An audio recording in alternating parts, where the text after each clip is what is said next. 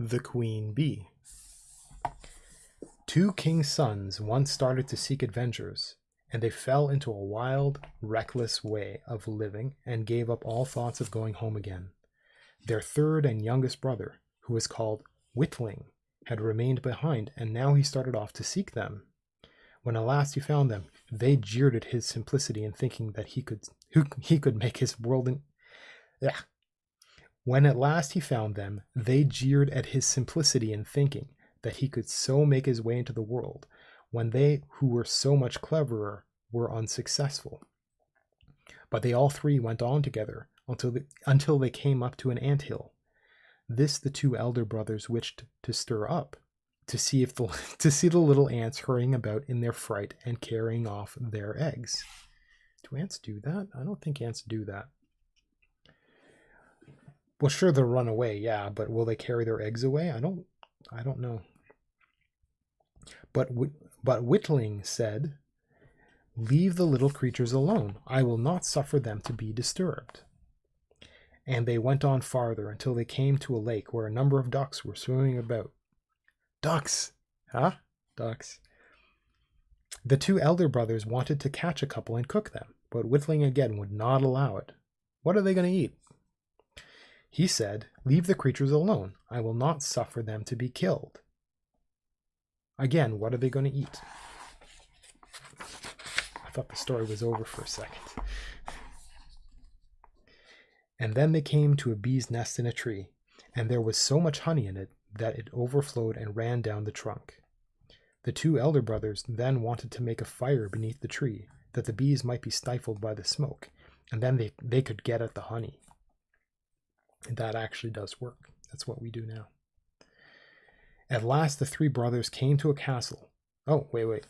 But Whitling prevented them, saying, "Leave the little creatures alone. I will not suffer them to be stifled." At last the three brothers came to a castle where there were many horses standing in the stables, all of stone. The brothers went through all the rooms until they came to a door at the end, secured with three locks, and in the middle of the door was a small opening through which they could look into the room. There they saw a little gray-haired man sitting at a table. They called out to him once, twice, and he did not hear. But at the third time he got up, undid the locks, and came out. So this is a castle. Ooh, stone stable, so it's pretty fancy. Okay. Without speaking a word, he led them to a table loaded with all sorts of good things. And when they had eaten and drunk, he showed to each his bedchamber. That's a little strange. The next morning, the little gray man came to the eldest brother and, beckoning him, so he still hasn't said anything, brought him to a table of stone on which were written three things, directing by what means the castle could be delivered from its enchantment. Oh. The first thing was that in the woods under the moss lay the pearls belonging to the princess, 1,000 in number. And they were wow. I'm going to stop after this story because I'm having trouble talking now. And they were to be sought for and collected. And if he should take... Wow, it is really bad. And they were to be sought for and collected. And if he should undertake the task and had not finished it by sunset, if but one pearl were missing, he must be turned to stone. No thanks, and leave. So the eldest brother went out and searched all day, but at the end of it, he had found only 100. And just as it was said, so it came to pass, and he was turned into stone. The second brother undertook the adventure the next day. Oh, next day. But it fared no better with him than with the first. He found 200 pearls and was turned into stone. So that's 700 left. And so at last it was Whitling's turn, and he began to search in the moss. But it was a very tedious business to find the pearls, and he grew so out of heart that he sat down on a stone and began to weep. As he was sitting thus, up came the Ant King with 5,000 ants, whose lives had been saved through Whitling's pity. And it was not very long before the little insects had collected all the pearls and put them in a heap.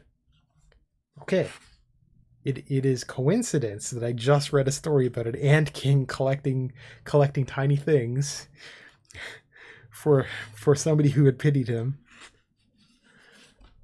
Totally a coincidence, totally. Now the second thing ordered by the table of stone was to get the key of the princess's sleeping chamber out of the lake. Getting another thing out of the lake. Okay. And when Whitling came to the lake, the ducks whose lives he had saved came swimming, and they dived down and brought up the key from the bottom. Okay, well, it wasn't fish this time. The third thing that had to be done was the most difficult, and that was to choose out the youngest and loveliest of the 3 princesses as they lay sleeping. Aw, does he have to leave 2 of them sleeping forever? He can't, break the spell? All bore a perfect resemblance each to the other, and differed only in this, that before they went to sleep, each one had eaten a different sweetmeat, the eldest a piece of sugar, the second a little syrup, and the third a spoonful of honey. Now the queen bee of those bees that Whitling had protected from the fire came at this moment, and, trying the lips of all 3, settled on those of the one who had eaten honey. Ooh. And so it was that the king's son knew which to choose. Which one did he choose? Did he choose he chose the one who ate the honey, I guess? Then the spell was broken. Everyone awoke from stony sleep and took his right form again. And Whitling married the youngest and loveliest princess and became king after her father's death. But his 2 brothers had to put up with the 2 other sisters. Put up with? All bore perfect resemblance each to the other. Okay, so they appeared the same. They're pretty similar, although there's an age difference, I guess, because it was saying the eldest.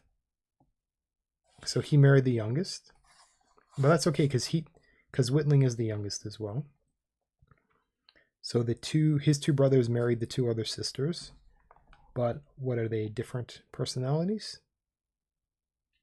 Put up with. Nothing wrong. Nothing wrong with that. As long as they love each other, it's okay. Okay, I'm gonna end it here.